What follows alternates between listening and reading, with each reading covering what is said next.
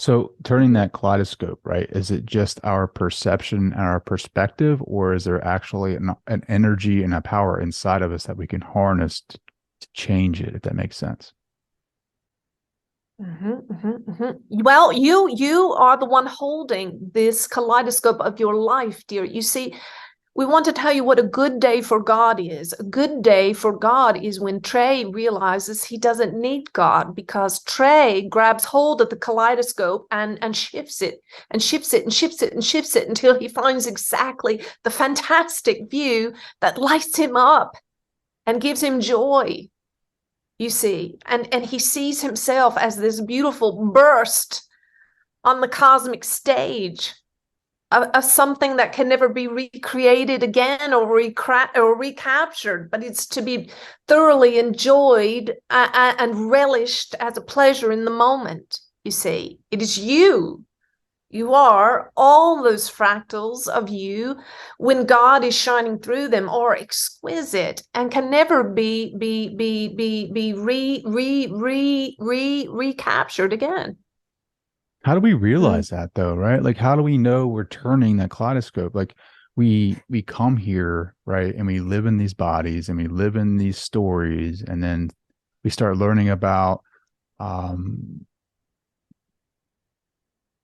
different theories and philosophies that like Neil Donald Walsh and different spiritual teachers, and we hear it and we love it and it resonates with us. But then we wake up every morning and we have to go to work. We have to do this. We have to do that. And it doesn't feel like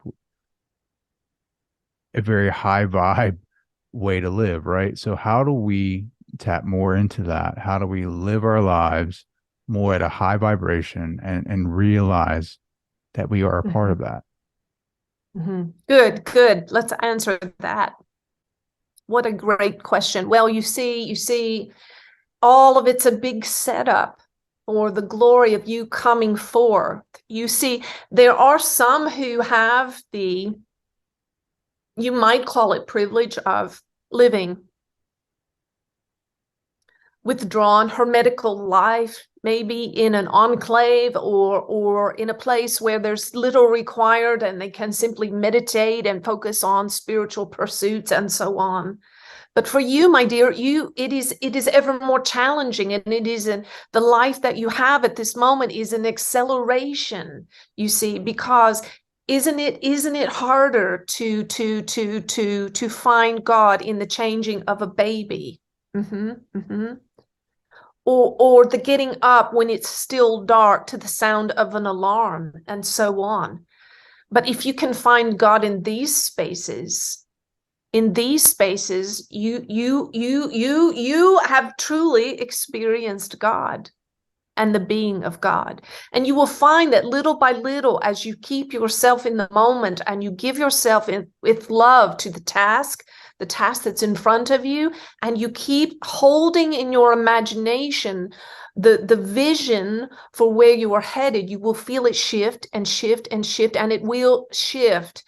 And so, my dear, one very small adjustment, just the tiniest move of the kaleidoscope that you can make even in this moment, instead of I have to, I have to, I have to, say I get to, I get to, I get to, you see. Mm-hmm, mm-hmm.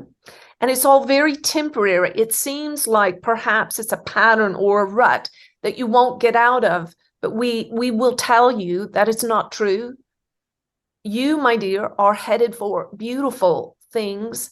You are headed towards a 3-day work week. Get ready. You are headed towards long, luxurious, empty board spaces with your wife and children. You are headed into whatever you can imagine in your meditation. So when you experience the resistance of the alarm clock going off, or whatever the resistance of the moment is, find your place of surrender, just even if it's for a few seconds. This is what is in this moment, and I get to, and I'm thankful. And in that, things will begin to shift and shift and shift.